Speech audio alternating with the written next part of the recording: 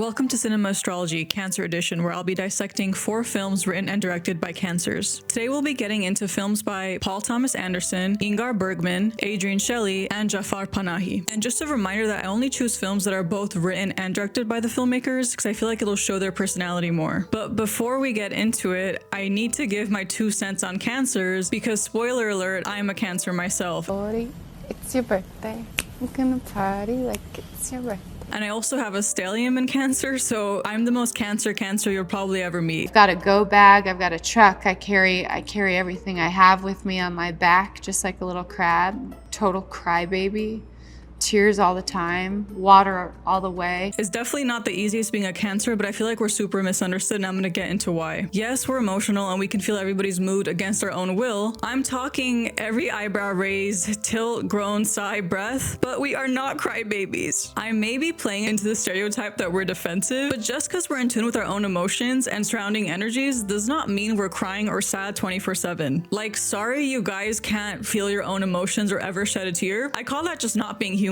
Also, if you know any Cancers, you probably won't see us crying in real life unless they really trust you. And trust me, we probably have like this many friends. Like, I think one hand can cover all the friendships we've had, like actual friendships. We are also very creative folk, and it's not a coincidence that so many artists, directors, writers, actors are Cancers. Because we're so in tune with our emotion, it's so easy for us to channel them and empathize with others to a point where we literally absorb and feel other people's pains and problems. So yes, this is me saying that though we may be overtly caring and we want the best for our loved ones, which leads to us kind of being a bit controlling, and I'm counting the manipulation into that, there is so much more to us than being the moms of the zodiac.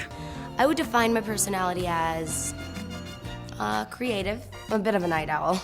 I'm a workaholic, a shopaholic, and according to the state of California, an alcoholic. And I feel like the mom stereotype is also on par with the crybaby stereotype, and it just simplifies Cancers too much. And even though we may have crybaby phases, I will give us one thing: we are always evolving. Cancers are a cardinal sign, so there's always a sense of leadership and need to be better than everybody and be winners. And that really motivates the fuck out of us. I think, you just don't negotiate. When it comes to your work, or your art, you just stand totally firm and take the consequences. In terms of losing fans, I don't care. Period. We're constantly on the pursuit of evolving. We want to be better for our loved ones, and we want to use these emotions for the greater good or the arts. We're unapologetically ourselves, and this is because we are always emoting exactly how we feel. But yet, it still feels like you'll never fully know us. And I feel like being ruled by the moon, which controls the ocean, and the ocean has a lot of tides, it's really deep, it's always in motion, and the moon has many lunar phases, it's never the same, sometimes it's full, sometimes it's half, sometimes it's a new moon. That's just the Cancer's emotions. Well, I'm a Cancer, so I've always felt very influenced by the moon in general. I can, just like the moon, have so many different phases, and I just go in and out of, I changed so much from last week to next week. That's why we're never really bored. We're down to travel. We're down to stay at home 24/7. Like, we're just a lot, not in a bad way. I'm gonna be a bit more tedious with this video because I'm a Cancer and I've been so excited to get to Cancers. I mean, this is what got me into astrology. So here are some fun Cancer film observations I made. I find that Cancers are underrated when it comes to comedic chops. Robin Williams, Tom Hanks, Kevin Hart, Will Ferrell, Ricky Gervais, and Albert Brooks. Even Tom Cruise jumping on the couch during Oprah is worth laughing about. We've never seen you behave this way before. I know. Have you ever felt this way before?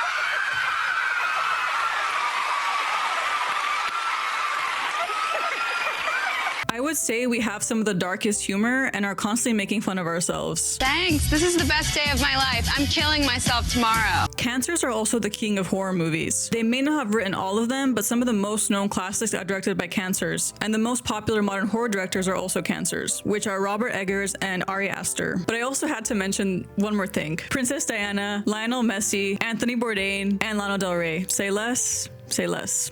When they called my name, I had this feeling I could hear half of America going, oh no. Oh, come on, why? Her. Again, But whatever. So here are the most common characteristics I found amongst the Cancer directors. They're deeply focused on the psychology of the characters. They're emotional, deeper than expected, and they explore characters with the utmost sincerity, and they're not afraid to show ugly sides and flaws. They consistently maintain rawness without shaming its subjects, and they embrace this side of characters while asking the audience to do the same. There's a lot of fully rounded characters who are not just one note, and even the villains are empathetic and unapologetic in the way they are conveyed. A lot of the films also have women in their center. All of them portray women or heavily focus on women's subjects. This could be because a lot of Cancer men have mommy issues, and they yearn for a mother in all the women that they love. It's also a stereotype that we are the moms of the zodiac. If you ever forget to pack something, need a temporary therapist, or someone to drive you home when you're drunk, you're probably gonna ask the Cancer to do it. All of them center around timelessness, nostalgia, or the past. They either correlate to the past, try to overcome limitations of the time period that they're conveying, or depict childhood. And Cancers tend to create timeless work, serving as a blueprint that usually transcends its relevance and convey universal feelings. And lastly, they provide comfort but in an unconventional way. This isn't comfort like the Taurus movies gave, where it's very simple and rooted in aesthetic. A lot of the films that we watched cover heavy psychological, emotional subjects, but there's an unexplainable comfort and familiarity found in all of them due to the emotional rawness, hence the reason why they're classics. Somebody's agreed to let me make a movie again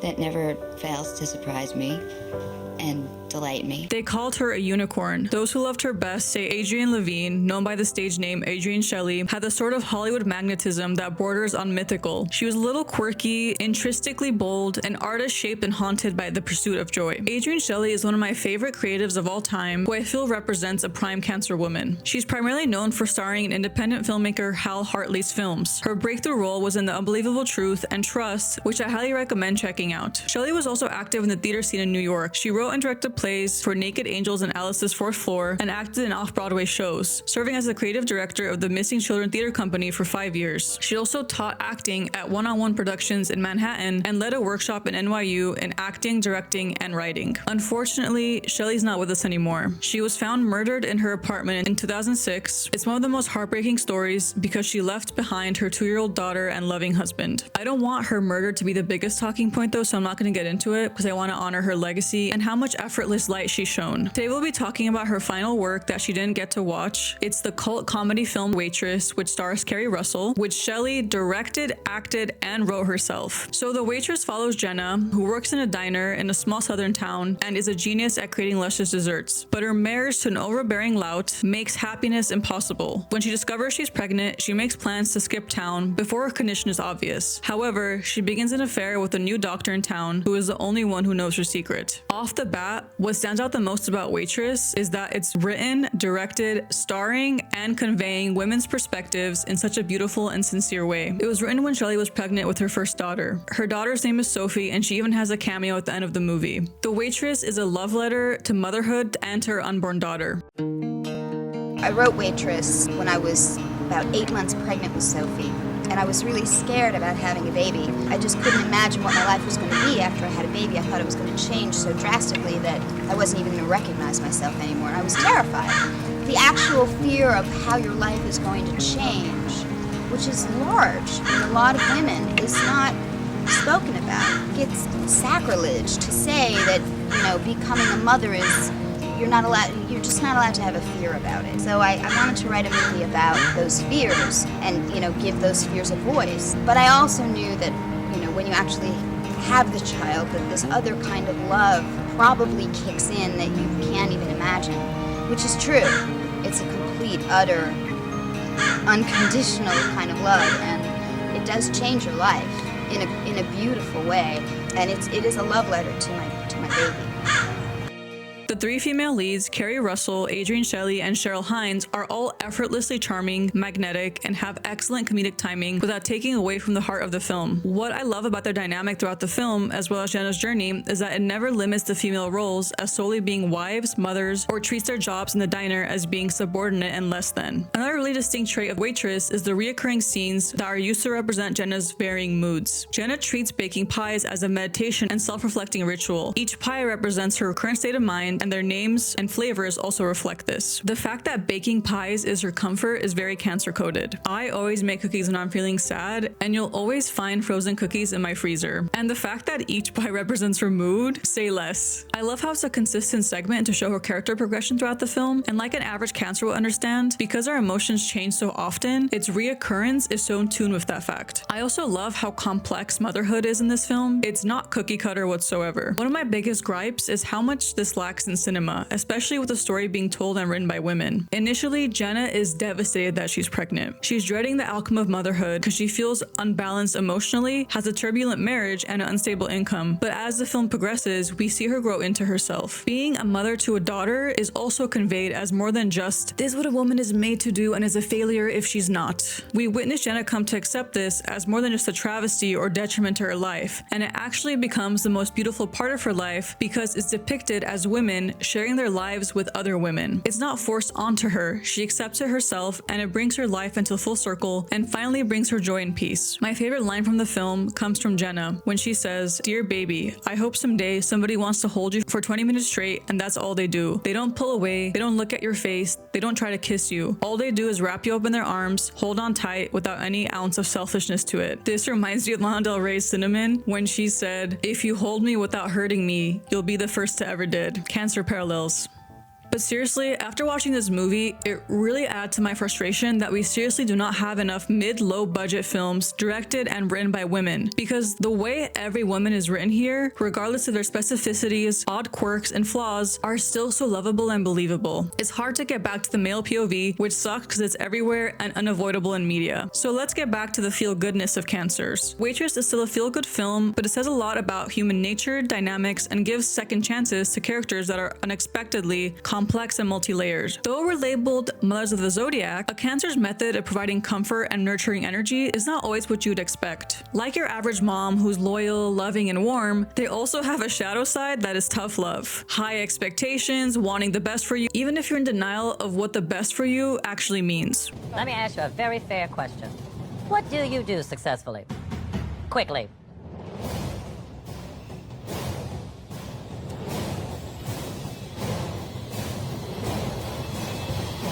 That's why this film chooses to convey a flawed, unconventional lead character with quirky humor, honest writing, and it's all shown through a warm and oddball vision. Shelly said, "I was going for a tone where you can find what's funny and what's painful, which has always been my strategy anyway in life." And unlike other rom-coms where affairs are freeing and the characters use each other's experiences to run away from their life conditions, Jenna actually leaves both her husband and her lover at the end, especially after she meets his wife, and she understands that she's contributing to her downfall undeservingly. So she chooses herself and her daughter. To me, these flawed but realistic character traits that sincerely reflect so many people's experiences, because most of us aren't black or white, is the strength of Cancer being able to comfort you, yet be realistic at the same time. I did not expect this film to take that turn, but it was so refreshing that it did. I also have to shout out the fact that Jenna liberates herself before she receives the envelope of cash from Carl. Let's get into the timelessness of the stories, characters, and themes that Cancers love to convey in their films and how that leads to a legacy that is still relevant in today's cinema. Carrie Russell had this to say about Shelley. "I think the main thing to say about her that's unique to this movie is that unlike any movie I've ever done, she controlled every aspect of it. She wrote it, she directed it, she's in it, she wrote songs for it, she picked the color of our outfits, every frame of this movie, every joke was hers. And it wasn't like she just let us go out there and try a bunch of stuff. It was like, no, I don't like what you're doing, do it like this."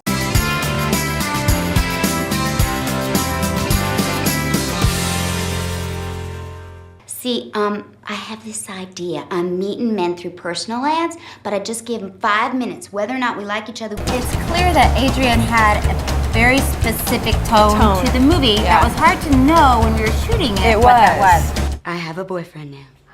He writes me these spontaneous poems. All my life I met harlots, but you are a queen. Something between. She knew what she wanted. Yeah, so the times when she asked you to do something that was felt like left field. Yeah. When you watch the movie, you realize, oh, That's where she was going. I had a vision. Like Aries directors who are trailblazers in their own right of taking risks and being unapologetically themselves, Cancer's contribution to cinema also have an undeniably timeless quality to them, which I think comes from the previously discussed comfort factor and the ability to capture flawed characters' psychology that is undeniably relatable to watch. Don't forget, Cancers like Aries are cardinal signs, so it's not surprising that Shelly had a complete package vision that she was able to execute while also starring in her own movie as well. I also think her ability to tackle so much in such a charming, lovely film is also endlessly commendable. To conclude Shelley's chapter, in honor of Shelley's undeniable talent and heart, her widower Andy Ostroy created the Adrienne Shelly Foundation, a non-profit organization that awards grants to female actors, writers, and directors of short films, feature films, and documentaries. The foundation gave an early short film grant to Chloe Zhao, who 8 years later became the second woman in history to win the Academy Award for Best Director. So Shelly is still helping to uplift current female directors, and in my opinion, she would have been one of the greats if she was still with us. There's still an ongoing Broadway edition of The Waitress, and her foundation will still honor her name and will uplift more up-and-coming female directors. If there's anything else we can take away from the late magnificent Shelley, it's her yearbook quote: "Don't be afraid of dying, be afraid of never living." Let's get into Ingmar Bergman. I feel like Bergman doesn't even need an introduction because he's one of the most famous and influential filmmakers of all time, and there's a very high chance that your fave was inspired by him. Regardless, let's get into his most notable traits and accolades. His films have been described as profoundly personal meditations into the myriad struggles facing the psyche and the soul. Today we're going to talk about Persona, starring Bibi Andersson and Liv Ullmann. Bergman considered Persona one of his most important works. The way Persona was conceived is also worth mentioning. In 1965, Bergman was admitted to the Sofia Hemmet Royal Hospital in Sweden for illnesses due to overworking. The director claimed that he went as far as he could go for the film, and by doing so, the film saved his life. I will say that Shelley was the more subtle complexity of a Cancer, the gooiness that's shelled in a tough facade, like a crab itself. Her overall essence and filmmaking is comforting, nostalgic, and whimsical, while Bergman is the other side of a Cancer that isn't talked about enough. Psychoanalytical, mommy issues galore, deeply lonely yet complex, an emotional hermit who understands those around them without much effort, but recoils due to the intense, emotional, and spongy tendencies. I personally relate to both these moods, except for the mommy issues part. Now let's get into the themes of Persona and how it's quite literally a psychology study case. The story revolves around a young nurse named Alma and her patient, well-known stage actress Elisabeth Vogler, who has suddenly stopped speaking. They move to a cottage where Alma cares for Elisabeth, confides in her, and begins having trouble distinguishing herself from her patient. The film's exploration of duality, insanity, and personal identity has been interpreted as reflecting the Jungian theory of persona. Persona's title reflects the Latin word for mask, and Carl Jung's theory of persona, an external identity separate from the soul. Jung believed that people project public images to protect themselves and can come to identify with their personae. According to Jung, people who are fixated in one particular person hinder their psychological growth. Therefore, in the film, both Elisabeth and Alma undergo the process of recognizing and accepting each other's shadows. Film scholar Mark Gervais has suggested several possible interpretations: a metaphor of the subconscious or unconscious, one personality consuming the other, the fusing of two personalities in one, the different side of the same personality fleetingly merging. This movie is also heavy with women themes. As previously observed with Adrienne Shelly, Cancer filmmakers love having women in their forefront, or they are integral to the theme influence regarding the protagonists, or what I'd like to simplify as mommy issues. You can roll your eyes, Mama. Okay, you know what? I'm not your Mama. My name is Bianca. Look, I'm just feeling her fantasy. Yes, fierce. Yes, Mama. Blah, blah, blah. I'm over it. We share this parallel with Taurus filmmakers, except they're more romantic / horny because they're ruled by Venus. Versus Cancer are the mothers, the feminine sign, ruled by the moon. It's funny because the other director who's made as many films about women, Mizoguchi Kenji, is a Taurus, and Bergman is a Cancer. What can I say? They love women. Women are more open. They open up more. They are more fascinated. Wearing clothes or not wearing clothes, you know, to look in you know, the camera or the audience is a sort of a mirror. And I think women are more, perhaps from education, more used to enjoy this looking into that mirror that is the audience or the camera's eye. Do you understand what I mean? Yeah. And they are not. They don't feel. If a man stands in front of a mirror and looks at himself, he can perhaps feel a little bit ashamed of it. You know, he looks at his clothes and his hair and his face.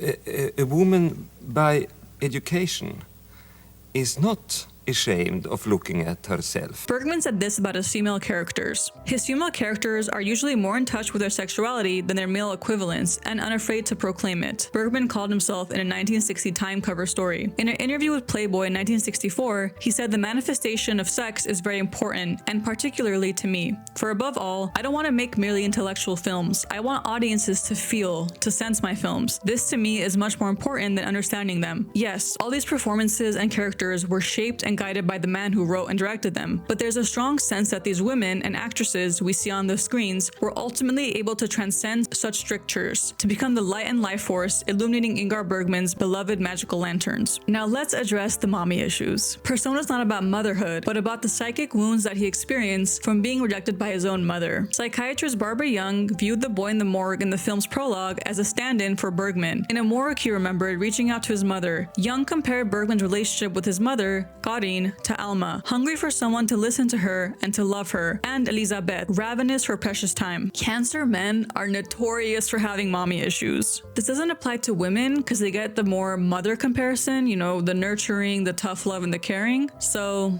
I don't know what's wrong with Cancer men. He had a conflicted relationship with both his parents. His religious struggles stemmed from his father, while his emotional turmoil was tied to his mother. If you want a filmmaker who takes the mommy issues concept and makes it extremely uncomfortable, go and watch Beau is Afraid by Ari Aster, who of course is a Cancer. Let's get into the characters themselves. The name of Bibi Anderson's character, Alma, is Spanish and Portuguese for soul. It has several meanings in a variety of languages, but it's generally translated to mean that the child feeds one's soul or lifts the spirit. The association of Alma's role with motherhood is reinforced by her name, which in Latin means nurturing, a meaning still linked to motherhood in the phrase alma mater. In English, the word nurse, Alma's professional role, has similar connotations, not present in the Swedish term for medical nurse, who cares for the sick, but preserved in the term for wet nurse, amma. In addition, the name Alma had at least two personal associations for Bergman, the name of a household servant and as the name of his father's mother. Once again, Bergman is not being subtle with the mommy issues, with a literal character serving as the nourisher of the soul. We watch her mold into this role with ease, as it makes sense for her since she is a nurse/caretaker, but when she realizes that Elisabeth may be using her and is in fact examining her as if she's the patient, her emotions run wild and she feels completely betrayed and made fun of. Not only are these traits stereotypical of a Cancer, the nourisher, the mother, the caretaker, but the name Alma will be brought up again when I discuss the next filmmaker. What we can confirm about Persona is that it's like most of Bergman's works. It's an intricate character study with few locations filled with stunning and obscure shots of faces to highlight the psychology of the characters. Bergman wasn't afraid to linger on his actors' faces for long myriads of time, trusting the power of the face on its own and allowing micro-acting and expressions to do the heavy lifting. When you watch his films, you're acutely aware of the faces even when they're in the background. We're drawn to explore and understand them. Emotionally raw material is struck with certain actors. I feel like Bergman's tendency to get into the nitty-gritty of emotions and treat our face like a canvas for feeling and really letting actors' expressions do the work is very Cancerian. Cancers have a natural hyper-analyzing tendency. We are the emotional expression readers of all time. This can be both a curse and a blessing, because the minute we realize that you're over it, even if you think you haven't signaled it to us, we feel pretty terrible. But this can also be a lifesaver because we can sense the fake and phony from a mile away. You don't have any talent. This is a show for talented people, not people that know how to buy shoes. You should not be here. Your tone seems very pointed right now. Anyways, my point is that Bergman, being a master of capturing expression in a poetic way and being able to work with actors to get these emotions out, is seriously his Cancer traits blessing him. I'm gonna shout out an unconventional duo now. Bergman collaborated with two Sagittariuses. As a Cancer who's been in a long-term relationship with a Sagittarius, I feel like it's an underrated creative duo. Some examples include Frances McDormand and Joel Coen, Frida Kahlo and Diego Rivera, which, yeah, it was very toxic, but the art that came out of that relationship. And of course, Ingmar Bergman and his work with the amazing Liv Ullmann, who he was in a brief relationship with. His cinematographer, Sven Nykvist, who won 2 Academy Awards for his work on Cries and Whispers and Fanny and Alexander, was also a Sagittarius. Interesting, right? Bergman is undoubtedly one of the most iconic, influential, and studied directors of all time. He takes surrealism, poetic imagery, and deeply psychological topics and roots them in old-fashioned storytelling. Let's get into the next director, who's also proud of using traditional filmmaking methods, has has mommy issues, and will definitely be studied in film school, and is also one of the greatest of all times. Are we on? Yes.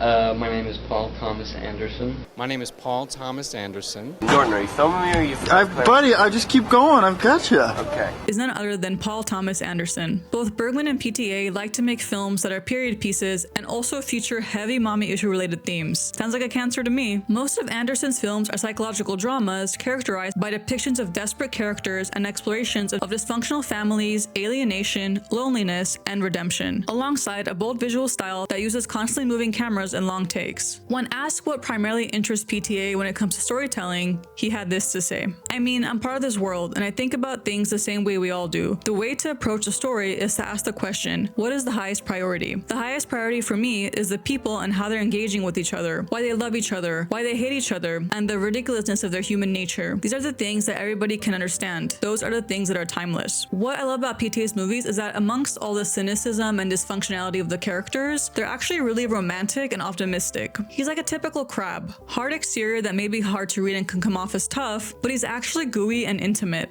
There's always an evident beating heart underneath the shell, and that is what solidifies him as a legend in cinema. I've been lazy, or I haven't been lazy, but I've been going nuts. Let's make a movie. It's like, I'm off and away. I'm off and away. Just get me in the fucking movie. No one cares about this fucking movie anymore.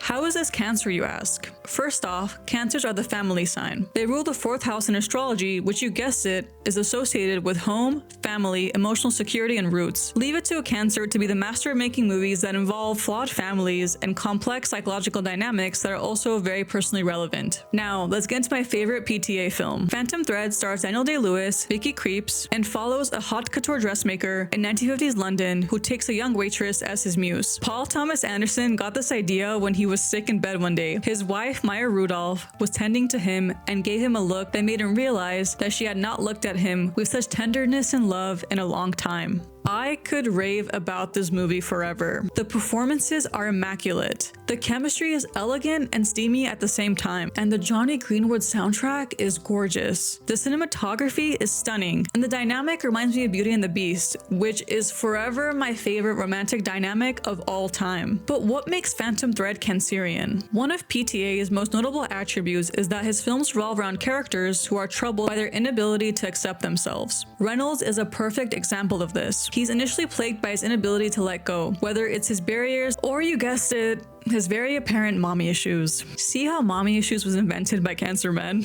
Reynolds literally shows Alma that he has a bundle of his dead mother's hair sewed inside his favorite coat, like during their first date. He quite literally carries this attachment with him everywhere he goes. If I was Alma, I would have ran the next minute, but perhaps the couture she gets to wear is worth the mommy issues. The exciting part became the research because neither one of us really knew much of anything about couture or fashion in the 50s, so that became... You seem so couture right now. You seem like this is a natural element for you. I'll have you know that this sweater is cashmere. And she's clearly an earth sign because she's able to really balance out Reynolds' fussiness and knows how to shut it down and take control when necessary. There's one more scene that features Reynolds' mother that is worth mentioning. The only time we ever see Reynolds in a vulnerable state is when he falls ill. Alma takes care of him and enjoys how needy he is and open to affection, which, spoiler alert, is what starts her tactic of poisoning him to get him to be submissive. During one of his fevers, he sees the ghost of his mother walk into the room. She's wearing the wedding dress that we see her with in a picture that he showed Alma in the beginning. Then, her ghost begins to vanish as Alma walks in and takes care of Reynolds. He finally lets go of his mother and accepts Alma as his partner. So essentially, Alma is Reynolds' curse breaker. Before meeting her, he's fussy, throws tantrums over any slight disturbance, especially if it's in the morning when he's drinking tea, which is honestly a mood, and won't shut the fuck up about his mom. So instead, he projects his need to be babied and bullied, tough love, on his sister Cyril, who co-runs the couture house. By the end, Reynolds is so accepting of his his love for Alma that he proposes and they get married. He willingly gets poisoned, and heck, even Cyril respects Alma's domination and takes care of their child. I mean, Reynolds is the ultimate flawed character. Mommy Issue's final boss is also a secret freak and also needs to be smothered every now and then. He's always in pursuit of perfection, which is also a core part of his mommy issues. Sounds like the epitome of a Cancer-written character, lads. PT's ability to write complex, layered, and heavily flawed characters, but still make them sympathetic, is his crabbiness showing. Because to a toxic level, we're understanding people and we tend to romanticize even the most highly troubled individuals. We always find a way to see potential in them and we want to help them get there. And if you know, you know. We're naturally nurturing, emotional as heck, and layered, which means we can see beyond people's surface level evils. Thank you, Moon, for blessing us with this ability to tap into any emotion whenever we please. It's a blessing, we swear, but it could also be a flaw because we get into this pattern of pity like other water signs where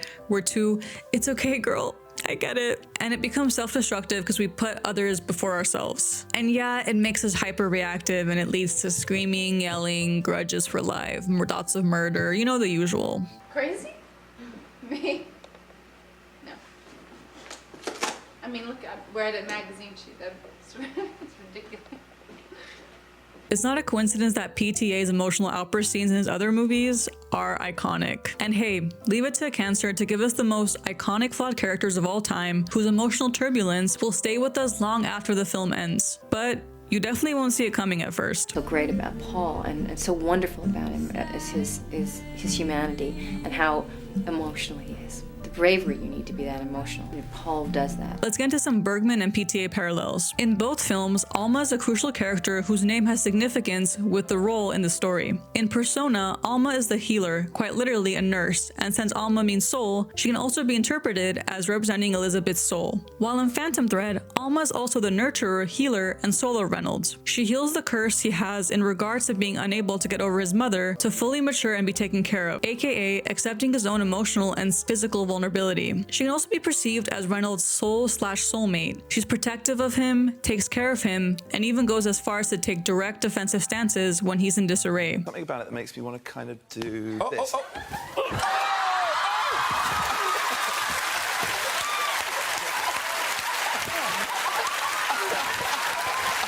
I find it so peculiar that these two Cancer directors both wrote female characters who are nurturing, healing, and both literally and figuratively represent the soul. This is a very Cancerian thing to do. And it also ties to Cancer themes found in women. These are the arcs that both Almas go through in both the movies. They absorb the problems of their fellow leads, Elizabeth and Reynolds, and heal them by the end of it all. Let's get into some controversial parallels between Bergman and PTA. I will point out that they're both heavily criticized for avoiding any direct commentary or political stance in their films and in real life. Bergman's been often accused of being unwordly. In Sweden, in particular, his unwillingness to get involved in the debates surrounding the Vietnam War was widely regarded as implicit support of the USA.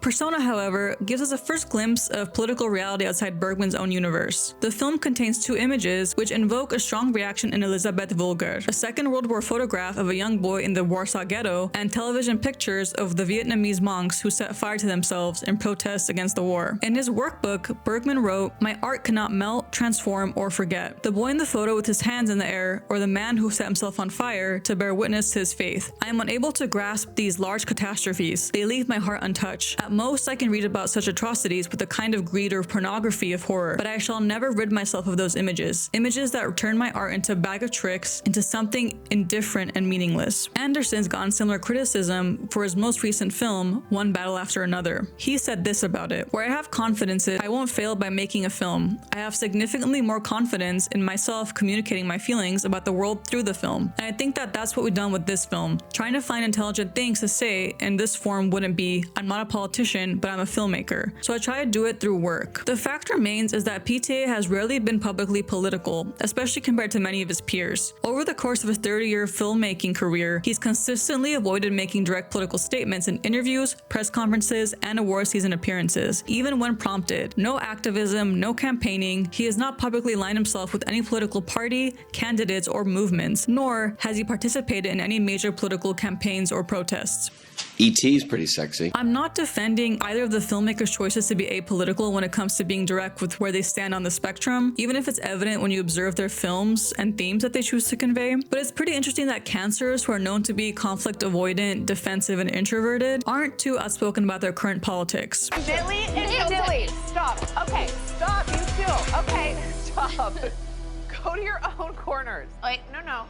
Shut the up. Ever dig your name. So for both PTA and Bergman being hard to comprehend, and in PTA's case, not so outspoken about current politics, it's a pretty Cancerian thing to do. But don't worry, the final director I'm talking about will subvert PTA and Bergman. Jafar Panahi is an Iranian filmmaker and actor. He's known internationally for his artistic contributions to post-1979 revolution Iranian cinema. He's been associated with the Iranian New Wave. Jafar Panahi is one of the most community-oriented, risk-taking, empathetic, and women-admiring directors I've ever experienced, and he deserves global recognition. Panahi began his career making short films and working as an assistant to Abbas Kiarostami, who is also a Cancer, by the way, and who you should also check out. Panahi is one of the only 4 directors in history, alongside Henry Georges, Michelangelo Antonioni, and Robert Altman, to win the top prizes at Europe's 3 major film festivals. In 2010, he was sentenced to 6 years in prison and a 20-year ban of filmmaking activities based on the charges of propaganda against the Islamic Republic. Even under legal restrictions, Panahi continued to make films without permission, many of them produced semi-clandestinely. His legal confrontations are ongoing, with new sentences. To compare him to the previous Cancer directors, what people want out of Bergman and PTA, a direct and clear stance in politics and social commentary, is conveyed in all of Jafar Panahi's movies. His voice as a filmmaker is inseparable from his connection and feelings towards his culture and its controversial and cruel history of politics. من این فیلمو دیدم فهمیدم حالا دنبال چه نوع کاری هستم، چه نوع سینمایی هستم و راهم رو به طرف سینمای اجتماعی باز کرد. در واقع شاید هم فیلم دایره واقعاً همین باشه به نوعی. Because it's currently FIFA season, I'm gonna talk about my favorite Jafar Panahi movie, Offside. A 2006 Iranian political comedy drama about a group of girls who try to watch a World Cup qualifying match but are forbidden by law because of their gender. Female fans are not allowed on the grounds due to the high risk of violence or verbal abuse against them. The film was inspired by Panahi's daughter, who decided to attend a game anyway. The film was shot in Iran, but its screening is banned there. Panahi has stated, "I use the football game as a metaphor to show the discrimination against women on a larger scale. All my movies have that topic at their center. This is what I'm trying to change in Iranian society." Much of the humor in Offside comes from the contrast between the women captors' deep understanding and love of the intricacies of football and the befuddlement of the soldiers, who can do little more than follow orders that they barely comprehend. This movie is such a blast to watch. The group of girls have so much chemistry, and I love that they're all non-actors. Panahi scouted them at a university, specifically targeting football fans. They each have memorable and funny moments, whether it's their struggle to convince the soldier to let them use the restroom so they can catch a glimpse of the field, or it's pure emotional tactics, because heck, we all love football here, just let us have fun. Panahi's humanity must be talked about. His style is often described as the Iranian form of neorealism, or in his words, capturing the humanitarian aspects of things. Jake Wilson describes his films as connected by a tension between documentary immediacy and a set of strictly defined formal parameters, in addition to overtly expressed anger at the restrictions that Iranian society imposes. Panahi's films redefine the humanitarian themes of contemporary Iranian cinema. Firstly, by treating the problems of women in modern Iran, and secondly, by depicting human characters as non-Pacific persons, more like figures who nevertheless remain full-blooded characters, holding on the viewer's attention and gripping the senses. Like the best Iranian directors who have won acclaim on the world stage, Panahi evokes humanitarian in an unsentimental, realistic fashion, without necessarily overriding political and social messages. What I love about this film is there's never a cartoonish villain or complete victimization. The regime is the evil. Panahi even empathizes with the soldiers who are guarding the girls. We learn that most of them are serving their mandatory military time and are just trying to get through it so that they can return to their villages. They too don't fully grasp why they're abiding to these laws. It's more just to save their skins from facing repercussions from their higher ups, aka everyone's a victim to this regime in their own way. شروع کردیم این کارو کردن اون موقع تازه حکم به من داده بودن که من نباید 20 سال فیلم بسازم، مصاحبه کنم، فیلمام بنویسم یا هر چی دیگه که بودش. با دوستم گفتیم خب به من گفتن که فیلم نباید بسازیم. پس ما هم میاییم تو همین خونه با هم دیگه حرف میزنیم، راه میریم یه قصه کوچولو توش میذاریم و چیز میذاریم، یه فیلمی میسازیم اسمش هم میذاریم این فیلم نیست. یعنی تلاش داشتیم میکردیم که راه پیدا کنیم برای اینکه ادامه فیلمسازیمون رو بتونیم داشته باشیم در هر شرایط. It's very Cancerian of him to be able to empathize with all sides, while also finding light amidst the darkness. It's easier to get caught up in the politics of the story and only vouch to get a singular message across. But in Offside, we're also witnessing engaging dynamics and comedy that comes off as so real. The film's ending is also very special. Just as we're seeing with FIFA now in the States, there's a preciousness to the collective joy of football. It's temporary, but it's what makes it more emotional. We see the soldiers, the misfits, the girls, all embraced in screams of joy. And for many moments, there is total cultural utopia. No barriers, no teams, no genders, no status. Everyone's a winner. I wish our cousins could sleep over every year too, because the USA really needs it. By the way, the USA is also a Cancer. July 4, 250 years. No wonder she's a mess. Nostalgic. Everybody loves her. Has a lot of layers, emotions, states, ideas, thoughts. She's a Cancer. An underrated Cancerian trait is our determination and work ethic. As mentioned, we're a cardinal sign and we're also sister signs to the most workaholic motherfuckers out there. Capricorns. Even though Panahi has so many accolades, especially considering his vulnerable position as a filmmaker, he even still resides in Iran with the regime that's completely against him. He still rejects the title of being brave. ما هم الان که اجازه داریم بازم سختمونه، مشکل داریم. یا دانشجوها می اومدن هی قور میزدن که آقا تو این شرایط واقعا نمیشه دیگه کار کرد، ما موندیم که چیکار کنیم.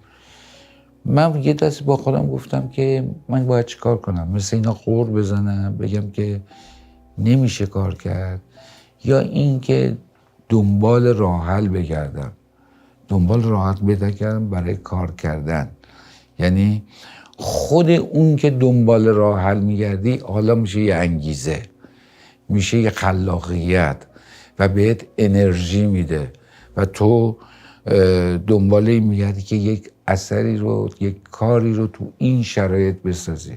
اگر تو نتونی در هر شرایطی فیلم خودتو بسازی، مشکل اون شرایط نیست، مشکل تو هستی. Whenever I start to fear the future of filmmaking or art in general, I think of Panahi with his steadfast dedication to creating quality works of cinema regardless of his circumstances, and I feel reassured. I challenge you to watch a Jafar Panahi movie and afterwards tell me that cinema is dying with a straight face. He is a rare kind of artist that feels both perpetually endangered and indestructible, the kind who slips from the grasp of the state via sheer intelligence and courage, whose work is simply too good to ignore and too provocative to dismiss. It was recently announced that Panahi is going to prison. An Iranian court upheld its verdict, finding him guilty of propaganda against the regime.